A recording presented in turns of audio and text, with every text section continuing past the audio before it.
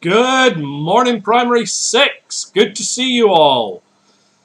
It is Friday, and it's yet another glorious day. It's actually my wee girl's first ever sports day today. She's in nursery at Clermiston, and we're having our first sports day today, which will be a bit of a laugh. And of course, you guys have yours in not that long, actually. It's the 11th that you guys are going to be having your virtual sports day. So we're going to see how that works out. At least I get a wee bit of practice with my family to see how it actually goes down. Anyway, I hope you're all well. Shout out to the people viewing. I'm seeing we've got Michael, we've got Amira and Aya, we've got Alyssa, we've got Megan, we've got Lucy, Chloe, Zach, you're here, Charles, you're here, Audrey, Karina, good to see all of you guys, and I'm sure there's more of you tuned in as well. Jessica, seeing that you're here as well. Ellie, good to see you, pal. Been a while since I've seen you in the chat, but great to see you on here. Fantastic. Anyway, guys, sorry if the sound's a bit funny. I've got my washing machine on in the background, but that is due to finish in not too long, hopefully. Your first challenge is to try and figure out where we are today. Whereabouts in the world are we today? Start getting your guesses in, and I'll reveal that shortly. Now, the plan for most of the live stream today, we're going to start off talking a little bit about Wolf Brother. Not for very long, just a short session on Wolf Brother. After that, we're going to then talk, just do a little bit of maths, just as a bit of random revision. So you can join in with some of that today. Anyway, I'm just looking up something quickly. Just a wee second. Just making sure that I've got the information up that I need to have. Right, guys. Okay, so the first question then is, where do you think we are today? So whereabouts are we today? So people saying Alaska, I can see why you would say that. Some people saying Antarctica. Again, a fair guess. Niagara Falls isn't usually this white, but it's a fair guess. Some people saying Norway in winter, Iceland. I can tell you none of you are right so far. No one's right so far. I can tell you actually that where we are is not particularly cold. Actually, this is not a cold environment that you're looking at here. In fact, I'm going to look up its average temperature just now. Average temperature. Let's have a wee look. So if you were to go there right now, you'd be talking about 30 degrees, actually. So really quite warm, as a matter of fact. And by summer, it's getting up to 37 degrees, which is blisteringly hot, in my opinion. Not the kind of place that I would want to go. So that, just from a heat point of view at least, I'm never very good in the heat. So that might make you suspect that maybe what you're looking at there is not in fact snow.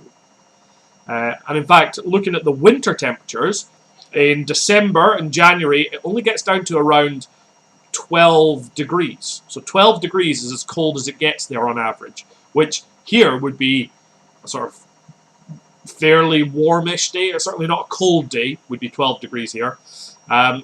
So I will reveal. We've got someone got it. Well done, Jess. You got it. Very well done indeed. This is a place in Turkey called. Now I'm not sure about the pronunciation. I'm guessing Pamukkale or something. Pamukkale, but Jess got it correct there. Very well done. How did you know that, pal? Did you manage to search for the picture, or? I'd be fascinated to know how you worked it out. But yes, this is in fact in Turkey. And it is not snow that we're looking at. We're not looking at snow here. This is in fact salt. So this is a huge area of salt flats in Turkey. And I think it's quite fascinating. So what you're looking at is basically mineralized salt. So they're probably, now I've not looked up the sort of geologic history of this place, but I imagine there might have been an inland sea here at some point. So something that's very, very salty, or maybe some sort of salty lake of some sort that's then dried up over time, and it's left these huge mountains of salt over all of the rocks. That's my guess. I'll need to go and actually look that up. I probably should have done that beforehand, but my computer was being very slow this morning, and I didn't get a chance to actually investigate it. But if you guys want to do a bit of investigation yourself, I think it's quite an interesting thing. So you can look up. It's Pamukkale. Pamukkale. Again, my pronunciation is probably off, but you can look up how it got to be there, because I think geologically that's quite interesting in a way. I'm not even sure if geology is the right word for it there. It's just a kind of mineralogically, I guess. It's just a mineral deposit over the existing rocks. Anyway, moving on from that, we are moving on to talking about Wolf Brother. I'm hopeful that everyone has read up to at least chapter 10. And by next week, the intention is that you are reading to the end of chapter 16. Now, if you haven't done that, no worries, but unfortunately there will be some spoilers for you today, because I'm going to talk a little bit about the stuff that happened up to chapter 9. Chapter 10 even. So shout out in the comments if you have read up to chapter 10. Shout out in the comments as well if you haven't, actually. Just let us know. Don't worry, no one's in any trouble for it, but do try and catch up. Really important that we keep up with things as much as possible here. Anyway, obviously Torak, you will know, is surviving on his own for the first time. And he's come across Wolf, who seems to be a little bit wiser than he appears. It talks about how something seems to be pulling Wolf somewhere. Wolf is feeling this distant call, kind of like when he's being pulled towards prey, only a little bit weaker, because it's the place that he's being pulled is so far away. Any guesses there? So first question here, any guesses to where you think Wolf is feeling he's being pulled towards? Where is Wolf being pulled right now? Aisha, just to clarify your question there, while people hopefully come up with the answer there, to clarify your question, you have until Thursday. So I will be every Thursday now is going to be the day that I post the reading activities. So you've got till Thursday to read to the end of chapter 17. And here we go. Audrey's got the guess there. So Wolf is almost certainly, we would think, being pulled towards the mountain of the world spirit. So we know that Torak has to get this thing called. He has to get to the mountain of the world spirit. We're going to learn a little bit more about this. So you might have heard, or you might remember, you might not. It was just a throwaway word at the time, but if you read the book again, you'll realize how important it becomes. When Torak is getting ready to say goodbye to his father, he draws, I think, 3 circles on him. So he does one on each heel, which I think is for the name soul, one for the clan soul, and then he does one for what's called the world soul, or the world spirit, which the word that the author Michelle Paver uses is the nanoak. So the nanoak is the word that these native people have for the world spirit. I don't know if that's a real word that's based on any actual spiritual belief of any native peoples in the past. I have no idea, but the nanoak is the word for the world spirit. So it seems that Wolf is pulling Torak towards the nanoak. They're wanting to find it. Now that's going to become relevant in the next chapters that you read. Other interesting things that we come across, though. Eva, it's not much help saying that you're confused, pal. I need to know why you're confused. I can't just magically unconfuse you unless I know why. Okay, you've got a bad habit of just saying I'm confused. Explain why. Okay, then I can help you. So in any case. Other things that happen are Torak manages to make his first big kill. So he manages to kill a Roebuck on his own for the first time. So first of all, what is a Roebuck? Who can tell me what a Roebuck is? Have any of you ever seen a Roebuck, for example? You're right, Zach. So Zach is the first one in there. A roebuck is a type of deer. It's one of the, in fact, it's one of only 2 native species of deer that we have in the UK. So we have 2 native species of deer. One is the roe deer, the other is the red deer. There are other species of deer, but they're all invasive species or introduced species. So in total in this country, we now have a total of 6 species of deer. So we have the red deer and the roe deer, which are our 2 native ones. They've been around since before the Stone Age, hence why thorax hunting won them. You've also got fallow deer, sika deer, muntjac deer, and Chinese water deer. Those are all the deer species that we have in our country. Some of which, so the muntjac and the Chinese water deer, believe it or not, they have fangs, like actual fangs. It's really, really cool to see them. But he manages to kill a roe deer. And the bit that I find interesting, you guys know that I've always been interested in bushcraft and that sort of thing. I've taken you guys out and lit fires in the woods with you, and you've done some of that sort of stuff with me. And actually, this time of year, one of the things that we would have been doing if it wasn't for lockdown is we would have been heading up Corstorphine Hill and doing a whole day out up there where we do all sorts of bushcraft stuff. But unfortunately, we haven't been able to do that.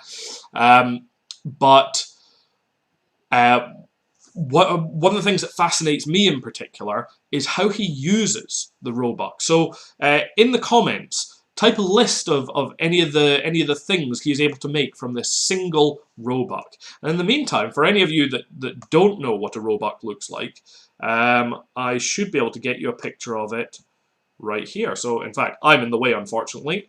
So let's take me out the way. So that right there is a roebuck. So you can see it's got very simple antlers, just two antlers on each side, and a good roebuck, a strong, powerful male. Well, the bucks are always males, but a strong roebuck would have 3 points on each side here. Let's see if I can bring me back in. So yeah, if I'm just out to the side here, you can see on this one there's 2 points on each side. And then there would be a 3rd point towards the back coming off for particularly strong, mature roebucks. And in fact, I can show you an example of one here. So here is a roebuck skull, which is quite cool. So this is the kind of thing that Torak might have been processing. He certainly, when he took the hide off of it, that's the kind of thing you would have seen. And you can see that it has a total of 3 points. Oh, there we go. 3 points on each side. So we've got one at the front, one at the top, and then one at the back here. Sorry, it helps if I do it this way, doesn't it? 1, 2, 3. There. Okay. So that's quite cool, I think. That's quite an interesting wee ornament to show you there. So yeah, let's let me just come back to the comments here, see what things are coming up in the comments. No, it's not something that I killed. But is killing an animal a bad thing, Freya? Are you a vegetarian? I'm pretty sure that the animals that you eat didn't want to be on your plate. Just something to think about there. But there you go. So what I think, the thing that I find so interesting is the way he uses the roebuck. So he's able to make things out of almost every part of it. So I'm trying to remember off the top of my head, but he's able to make string from its tendons. So on the back of its legs, it has some long tendons where your Achilles would be. So the thing that holds your foot to your leg above your heel, that's a tendon there. And on a roebuck, you're able to take those tendons, pound them flat so that it comes apart into lots of little fibers, and then you can make things out of it. You can you can twist it into rope, and you have a very strong cordage there. He uses its skin to make. He tans its skin by stripping it of all its fur, scraping the fat off the back of it, and then rubbing mashed brains into it, and that makes it very supple. It turns it into leather, so you could then make clothes out of it. We've got yeah, you're absolutely right. Chloe, he uses its guts to make a nut holder. I'm pretty sure he although having seen the bladder of a roe deer, it's very thin and easy to burst, but I'm sure he uses the bladder to make a water bottle, or maybe it's the stomach. Maybe it's the stomach to make a water bottle. But in any case, there's all sorts of things that he is able to make from this one roebuck. And what I like about that is the fact that he shows great respect to the animal. So that's maybe something that we should think about whenever we're talking about people killing animals. I think if you, and this is my opinion now, but knowing people that hunt, my opinion is that as long as you're respectful in your harvesting of an animal, and as long as you're doing it with good intentions and are intending on using the animal, then that's fine. And you know what? I've never met a hunter that doesn't use the animal that they kill in some sort of way. Certainly when it comes to the likes of deer. So people that hunt deer, they go to the butchers with it. They give the whole carcass to the butcher, and the butcher cuts it up and sells it to people. So no hunters kill, I've never met a hunter who kills just for the fun of it. They do it so that they can sell their produce. So they make money off of it, and the whole thing gets eaten. So that's that. And in the case of Thorax time, they used literally every part of the animal. In fact, the only part that it says he wasted was the hooves. So he didn't use the hooves in this case. He just gave them to Wolf to chew on. But even the hoofs of a deer, you can make glue out of. So if you boil the hoofs of a deer, you can turn it into glue, which I think is fascinating. And Sky, I'm not surprised to see you here making a very valid point. So tribes have to kill to survive, you're saying? Absolutely true. So do we. All the meat, we have meat that we're eating. Yeah, you're making a valid point there, which I think is I agree. I agree. Anyway, of course, you're entitled to, I would say if you're a vegetarian and you've made that choice, and then that's absolutely fine. But I would say if you're a meat eater, you probably want to reconsider how you view hunters. Just a thought, because the way something is hunted, or the way something's killed when it's hunted, is actually more humane and fairer and nicer than it's killed in an abattoir. So the way cows and pigs and so on are killed is worse than the way a hunted animal is killed. So it's something to think about there. Anyway, guys, moving on from that, we're going to move on to a little bit of maths now. So just a short bit of maths. Let's get up the screen for the maths here. Now, I'm less likely to see your comments. I'll try and flip back and forth from time to time. Here we go. Right, so time for a bit of maths. This, I think, is quite an interesting question. Whoa, not this one. We'll come back to that one. These are some slightly trickier questions. Now, if you're in my class, you'll know that, as I've said on many times before, your maths can be spot on. But if your thinking is wrong, you're still going to get the wrong answer. So here are 3 questions. We're going to blot out 2 of them just now, and we're just going to take the first one here. So the question we're being asked is, how many tickets can you buy for £78? Now you can see we've already got the answer. We've already got the calculation in here. So someone has taken a calculator, they've typed in 78 divided by 5 equals 15.6. Okay, but we're being asked, how many tickets can we buy for £5 if we have 78 pounds? Okay. Now, hopefully you're realizing that you can't have 0.6 of a ticket. So, how many tickets can you buy if the answer that you get on the calculator is 15.6? How many tickets would you be able to buy in this case? Type in your answers in the comments, and hopefully we'll see a couple of correct answers coming up soon. But this is all about interpretation. You have to interpret the question, or rather interpret the answer that's on the calculator and figure out how to actually write your answer correctly. And I'm seeing the answers coming up now. Max, you were first in, I think.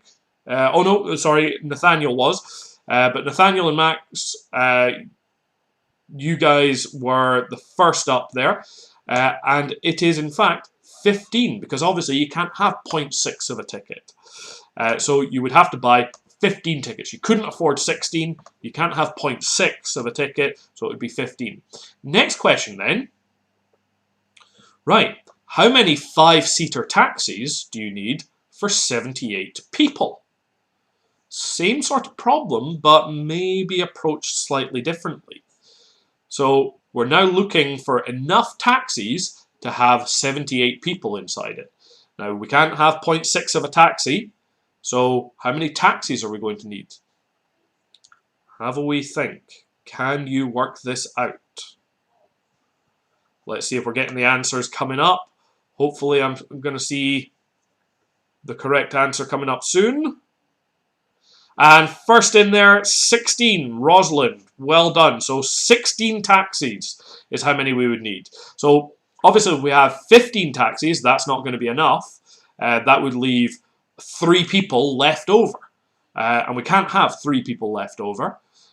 So yeah, if we had 15 taxis, there would be 3 people on their own having to walk. That would be no good. So we need an extra taxi. We need a 16th taxi in that case. Okay, one last question here. So £78 is split equally between 5 people. How much does each person get? This one hopefully will be a little bit easier. You do know that you can have 0.6 of a pound. So you can split that up into decimal units. Therefore, how much money is each person going to get? Hopefully the answer is coming up shortly. I think my connections may be just slightly behind where you guys are. But the correct answer in this case would be 15.6. 15.6, or in other words, £15 and 60 pence. So I would be writing that answer, making sure since we're doing it in pounds and pence here, I'd be writing it. Oh, if it lets me type, as £15.60, like that. That's how I'd be approaching it. Okay, this is a fractions problem here. Sorry, move Yorick out the way there. Okay. This is a fractions problem. So Chris has 12 sweets. Maths problems love including sweets in them. He has 3 red, 6 blue, 1 yellow, and 2 green. What fraction of his sweets are red? Okay, so this is a fractions problem. So you know, and I'm giving you a clue here, that 3 out of 12 of his sweets are red. So it says right there, 3 are red, he has 12 in total. How would you write that as a fraction? Now you can just use the slash key on your computer to represent the line in the fraction there. So the separation of the numerator and denominator.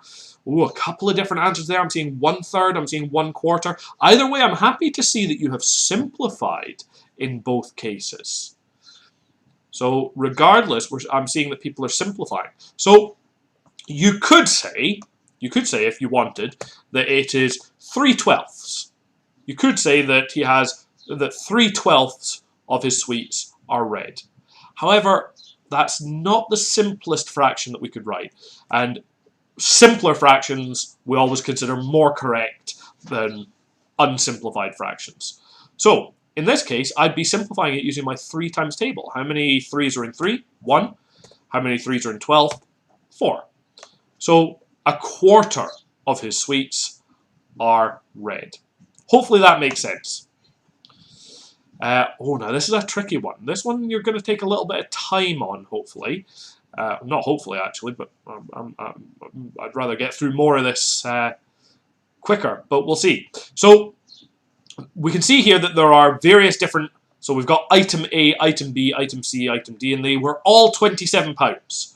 However, there's various different deals on them here. So item A, you're now getting 1/3 off. Ooh, now how would you work out a third off? Well, you'd have to divide it by 3 first of all. 27 divided by 3 is, well, hopefully you can work that out. Then you'd have to take whatever that is away from 27 to work out what a third off would be. Okay, so that's one thing that you should be able to work out there. We've got one that is 1/4 off the price. So you would have to take £27 and quarter it, which is a little bit harder, actually. That's a little bit harder. You'd have to divide it by 4. Then you would have to take that off the price.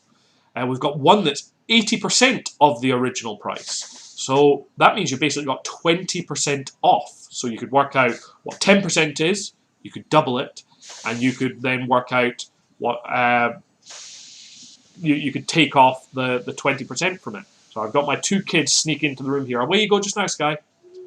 Sky, I'm working. On you go. Good girl. They're watching Aladdin in the background, so if that's now blaring, I apologise. And then lastly, we've got this one reduced by 10%. So let's see if we can work out the correct labels to go in each one. So for this one, we need to work out a third. Oh, this writing's a bit big. Let's shrink that down a wee bit.